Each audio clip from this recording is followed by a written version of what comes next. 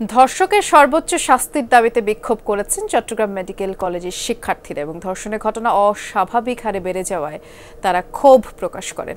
বিচারে দীর্ঘসূত্রতা এবং লঘুদণ্ডের কারণে এই পরিস্থিতি বলে অভিযোগ তাদের। এই রমজানে নিজের পাশাপাশি আপনার ঘর এবং টয়লেটকে রাখুন পরিষ্কার এবং জীবাণুমুক্ত। নতুন বেস্ট এভার হারপিক এখন 5 মিনিটেই পরিষ্কার।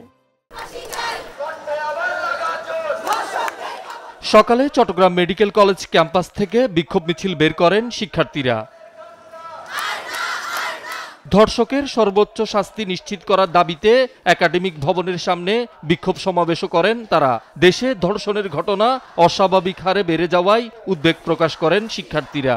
আমাদের বোন তাহলে কোথাও নিরাপদ না, তো আমাদের বোনের নিরাপত্তা নিশ্চিত করতে আমরা দাঁড়িয়েছি। যারা দর্শন করে তারা আসলে পুরুষত্ব বহন করে না, তাদের মধ্যে কোনো পুরুষত্ব নাই। সত্যিকারের পুরুষ হচ্ছে যারা নারীদেরকে মায়ের চোখে দেখে এবং বোনের চোখে দেখে। কেউই কোনোভাবে নিরাপদ না, রাস্তাঘাটে চলাফেরা এমনকি কর্মক্ষেত্র কোনো নিরাপদ না। যে ধর্ষিত তার সারা জীবনের এটা একটা ট্রমা, সো দর্শকদের ওরকম অপমানিত করেই দেন ফাঁসি দিতে হবে। বিচারে দীর্ঘসূত্রতা এবং লঘুদণ্ডের কারণে ধর্ষকরা বেপরোয়া উল্লেখ করে আইন সংশোধনের দাবি বিক্ষোভকারীদের।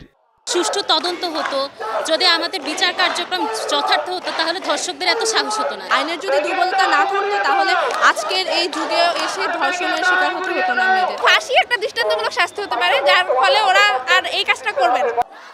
এর আগে এমবিবিএস ও বিডিএস ডিগ্রি ছাড়া চিকিৎসক স্বীকৃতি দেয়া বন্ধ সহ 5 দফা দাবিতে মানববন্ধন করেন শিক্ষার্থীরা। শুধুমাত্র এমবিবিএস বিডিএস ওনারাই ডাক্তার, ওনারা ছাড়া আর কেউ ডাক্তার না। সরকারের কাছ থেকে আমরা 5 দফার পূর্ণ প্রতিশ্রুতি এবং বাস্তবায়ন ছাড়া আমরা মাঠ থেকে সরছি না। অস্তিত্বের সাথে যখন বাকিদেরকে মিলিয়ে ফেলা হচ্ছে তখন আর আমাদের ঘরে বসে থাকার আর কোনো সুযোগ নেই। শহীদুল সুমন, যমুনা নিউজ, চট্টগ্রাম।